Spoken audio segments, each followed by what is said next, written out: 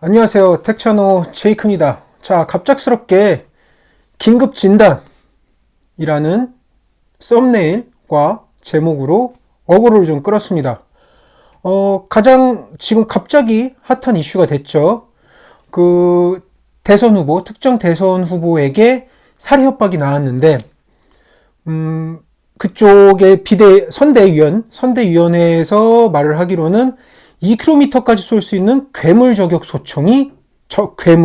저격총이 나왔기 때문에 살해의 위협을 받고 있다라고 했습니다. 자, 그거에 대해서 본격적으로 진단을 해보도록 하겠습니다. 더불어민주당 이재명 후보가 선거운동용 외투를 입습니다. 두꺼운 흰색 조끼를 착용한 모습을 볼 수 있는데 3kg의 상당의 반탕복입니다. 저격용 소총이 밀반입됐다는 제보가 접수되자 민주당 측에서 대비에 나선 것입니다. 또 진성준 민주당 선대위 정책본부장에 의해 따르면 사거리가 2km에 달한다는 그야말로 저격용 괴물소총이 밀반입되었다라는 제보가 접수되었다고 합니다. 자, 이 부분에 대해서 한번 과연 가능성이 있는지에 대해서 가능성 여부를 한번 타진해 보자고요. 우선 2km를 쏠 수 있는 괴물형 저격소총 또는 전문 킬러들이 사용한다는 저격소총 있어요. 2km까지 날릴 수 있는 소총들이 있죠. 탄종에 따라서 최소 338부터 시작해서 높게는 12.7mm, 50라고 하죠. 59경. 338구경에서 59경까지 베리에이션은 굉장히 다양합니다. 그 안에 포함되는 소총들도 어마어마하겠죠. 한간의 카더라에 따르면 커스텀된 총기다. 커스텀된 정밀 저격 소총이 국내에 밀반입이 됐다. 오케이, 밀반입이 될 수 있어요. 여러 가지 분해를 해서 가져올 수 있다고 쳐요. 실제로도 가져올 수 있을 가능성도 있습니다. 자, 두 번째, 이제 탄종이에요. 탄종. 과연 탄종을 어떤 걸 선택을 했느냐인데, 제가 항상 얘기하는 게 있죠. 총의 성능도 중요하지만 탄의 성능도 중요해요. 과연 국내에 밀반입된 탄들이 그 대구경의 탄, 나름 대구경의 탄, 338도 크기가 꽤 커요. 이 정도예요.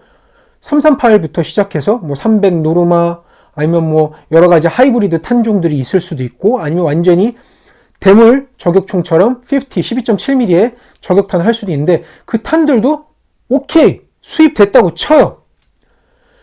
총 준비됐죠? 탄 준비됐죠? 그 다음에 뭐죠? 사수입니다. 사수. 과연 대한민국에 1km를 쏠 수 있는 사수가 있을 것인가? 저는 그 부분에 대해서 굉장히 회의적인 시각을 가지고 있습니다. 말로는 다 할 거예요. 내가 왕년에 만발을 맞췄니, 뭐하니, 내가 대회에서 2km까지 쌌니, 다 구랍니다, 여러분. 증거가 없으면 뭐다? 다 헛소리예요. 제가 알고 있는 한 대한민국에서 2km를 쏠 수 있는 사람은 세 손가락 안에 꼽아요. 세 명도 안 돼요. 솔직히 말씀드려서. 그 가능한 후보군들이 3명도 안 되는데 그 3명들이 다 현역에 계세요. 현역들이 나와가지고 저격을 한다? 말도 안 되죠. 민간인 중엔 없어요. 진짜 없어요. 말로는 전직, 특수부대, 정보부대, 나와서 내가 뭘 맞췄니 많이 하는데, 큰 타겟, 가로, 세로 길이, 이렇게 가로, 세로 길이 1m, 2m 되는 타겟은 누구나 맞출 수 있어요. 그건 조금만 연습하면. 근데 이건 사람이잖아요. 대인에 대한 거는 2km는 장난이 아니에요. 여러분들이 영화 또는 미드에서 보는 것처럼 다 계산하고 이 자전까지 계산하고 고도, 습도, 온도, 풍향, 또 풍속 다 계산해서 초탄에 맞출 수 있다라는 거는 진짜 대단한 실력자이어야만 합니다. 그렇기 때문에 사람이 없기 때문에 총도 되고 탄도 됐다. 오케이, 됐어. 근데 그걸 쏠 만한 사람이 없어요. 물론 이거는 굉장히 대선 후보라는 고가치 표적이죠. 하이밸류 타겟이란 말이에요. 하이밸류 타겟에서 초탄에 명중을 할 수 있는 사람? 저는 확률적으로 0.05% 잡습니다. 0.05% 잡아요.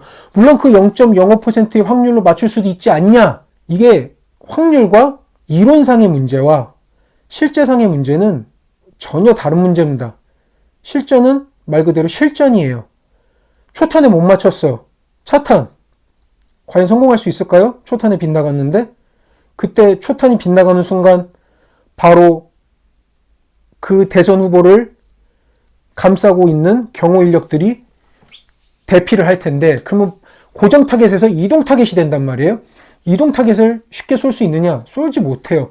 아무튼 결론적으로 사수가 뒷받침돼 주지 않으면 아무리 좋은 총과 아무리 좋은 탄을 가지고 있다 하더라도 소용이 없어요. 그렇게 되면 진짜 영화 여러분들이 알고 계시는 더블 타깃에서 나오는 플랫폼, 시스템에 의해서 전자동으로 격발할 수 있는 장치가 있어야 되는데 그걸 장착하기 위해서는 굉장히 넓은 공간이 필요합니다. 그때도 영화에서도 보면 종탑 같은 데서 했었죠. 결국에는 사격을 한 건 종탑 같은 데였었어요. 굉장히 넓은 공간이 필요해. 그 플랫폼이 장착될 수 있을 만한. 과연 그쪽 근처를 선정을 해서 대선 후보의 동선을 파악하고 난 다음에 그 적합한 장소를 선정을 해서 그거 플랫폼을 하는데 시간이 생각보다 꽤 오래 걸리겠죠. 치밀하게 준비를 해야 되는데 그 플랫폼을 준비할 시간에는 나면 저는 차라리 차량에다가 모바일 이동 플랫폼을 해야 되는데 모바일도 쉽지 않아요. 왜 그러냐면 모바일은 평지잖아요. 차량으로 움직이는 거는 평지이기 때문에 높은 곳에서 쏴야 되는데 높은 곳에서 쏘지 못하는 이상은 저는 현실적으로 굉장히 불가능한 시나리오라고 생각을 합니다. 물론 불가능을 가능케 할 수 있지 않느냐라고 말을 할 수도 있겠지만 저는 그럴 만한 사람이 없어요. 대한민국에 2km를 쏠 만한 사람이 없습니다. 고로 염려 안 하셔도 된다. 물론 준비는 해야겠죠. 물론 경호태세라든가 그런 만반의 준비는 해야겠지만 너무 걱정하지 마시라. 걱정 안 하셔도 된다. 대한민국에는 인재가 없다. 물론 그러면 해외에서 그러면 용병이나 전문 킬러를 데려와서 쏠 수도 있지 않냐. 그렇게까지 가면 저는 할 말이 없습니다. 아무튼 너무 사안사안에 너무 민감하게 반응하는 게 아닐까라는 생각이 듭니다. 물론 준비하는 건 좋은 자세지만 예방과 준비와 프리벤션이라고 표현을 하죠. 리스크 프리벤션은 굉장히 좋은 지금 상황이라고 생각을 하지만 너무 그렇게까지 막 이걸 정치적으로 몰고 가는 거는 좀 너무 개오바 아닌가라는 생각이 듭니다. 자, 지금까지 택채널 제이크였고요. 분명히 논란들이 있을 거예요. 네가 뭘 아느냐 하는데 꼬우면 저랑 한번 내기를 해보자고요. 과연 진짜 쏠 수 있는 사람이 있을지 없을지에 대해서. 자, 지금까지 제이크였습니다. 그럼 안녕.